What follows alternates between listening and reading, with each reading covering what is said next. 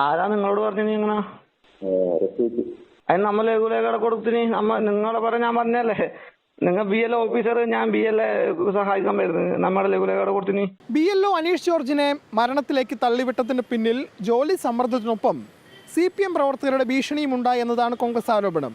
ഈ ആരോപണം ബലപ്പെടുത്തുന്നതാണ് ഇപ്പോൾ പുറത്തുവന്ന ഓഡിയോ സന്ദേശം. പ്രദേശത്തെ കോൺഗ്രസിന്റെ BLA വൈശാഖുമായി മരിക്കുന്നതിന് ദിവസങ്ങൾക്ക് മുൻപ് അനീഷ് ജോർജ് സംസാരിച്ചതാണ് ഈ ഓഡിയോ സന്ദേശം. റഫീഖ് എന്ന വ്യക്തി ആ പ്രദേശത്തെ CPMന്റെ BLA ആണ്. ഇയാളാണ് ഭീഷണിപ്പെടുത്തിയത് എന്നതാണ് കോൺഗ്രസിന്റെ പ്രധാനപ്പെട്ട ആരോപണം. നിങ്ങൾ BLO ഓഫീസർ, ഞാൻ BLA സഹായിക്കാൻ വരുന്നത്. നമ്മുടെ ലഘുലേഖ കൊടുത്തിന്.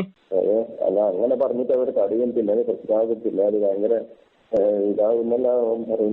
അപ്പോ അങ്ങനെ പറഞ്ഞ് തടയുന്നുണ്ടെങ്കിൽ അവരത് തെളിയിക്കാൻ വകുപ്പ് അവരുണ്ടാക്കണം. കോൺഗ്രസിന്റെ BLA ആയ വൈശാഖ ഈ ഫോൺ സംഭാഷണത്തിൽ അനീഷ് ജോർജിനോട് പറയുന്നുണ്ട് അത്തരത്തിൽ ഭീഷണികൾ ഉണ്ടെങ്കിൽ പരാതി നൽകണമെന്ന്. പക്ഷേ താങ്കൾ പരാതി നൽകൂ എന്നതാണ് അനീഷ് വൈശാഖിനോട് മറുപടിയായി നൽകിയത്.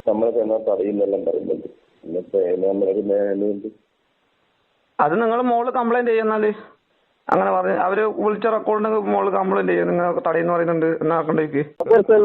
നമ്മള് പിന്നെ അതിനൊരു ഇത് നിൽക്കാൻ കഴിയില്ല, അവരുടെ ഏരിയല്ലേ. പിന്നെ അവര് അനീഷ് മരിച്ച ദിവസം തന്നെ ഈ പറയുന്ന ആരോപണ വിധേയനായ റഫീഖ് സ്ഥലത്തുണ്ടായിരുന്നു. റഫീഖ് മാതൃഭൂമി ന്യൂസുമായി ആ സമയത്ത് സംസാരിക്കുകയും ചെയ്തു. 1-2 തവണ അവൻ പറഞ്ഞു ഞാനിത് അവസാനിപ്പിക്കാൻ വേണ്ടിയിട്ട്, അവസാനിപ്പിക്കാന്ന് പറഞ്ഞാൽ ഈ BLA ജോലി അവസാനിപ്പിക്കാൻ എഴുതി കൊടുക്കണം എന്നുള്ള താല്പര്യമുണ്ട് എന്നുള്ള എനിക്ക്. കോൺഗ്രസിന്റെ ആരോപണങ്ങളെല്ലാം CPM തള്ളുകയാണ്. അത്തരത്തിലൊരു ഭീഷണിയും തങ്ങളുടെ ഭാഗത്തു നിന്നും ഉണ്ടായിട്ടില്ല എന്നതാണ് CPM വ്യക്തമാക്കുന്നത്. ഈ BLA പറയുന്ന കോൺഗ്രസിന്റെ BLA പറയുന്ന കാര്യങ്ങളില്ലേ, ഒരു രാഷ്ട്രീയ ബന്ധം ഉപയോഗിച്ചുകൊണ്ട് ആ BLOയെ സമ്മർദ്ദത്തിലാക്കാനുള്ള ശ്രമം മുൻകൂട്ടി നടത്തിയില്ലേ?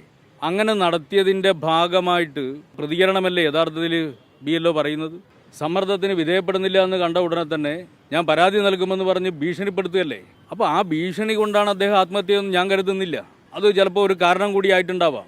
ജീവനൊടുക്കിയ അനീഷ് ജോർജിന്റെ ഫോൺ രേഖകളാണ് പ്രധാനമായും പരിശോധിക്കുന്നത്. ആരൊക്കെ ഫോണിൽ ബന്ധപ്പെട്ടു, എന്തൊക്കെ കാര്യങ്ങൾ പറഞ്ഞു, അതിൻ്റെ ഓഡിയോ എന്തെങ്കിലും ഉണ്ടോ തുടങ്ങിയ കാര്യങ്ങളൊക്കെ തന്നെ പോലീസ് പരിശോധിക്കുന്നുണ്ട്. മാത്രമല്ല കുടുംബാംഗങ്ങളുടെ മൊഴിയും പോലീസ് രേഖപ്പെടുത്തും. ഈ ഒരു സാഹചര്യം കഴിഞ്ഞാൽ ആ മൊഴിയടക്കം രേഖപ്പെടുത്തി ആത്മഹത്യാ പ്രേരണ കുറ്റം ചുമത്തേണ്ടതുണ്ടെങ്കിൽ ആ നടപടിയിലേക്ക് കടക്കാനാണ് ഇപ്പോൾ പെരിങ്ങോം പോലീസിന്റെ തീരുമാനം. കണ്ണൂരിൽ നിന്നും ഫെലിക്സ്, മാതൃഭൂമി ന്യൂസ്.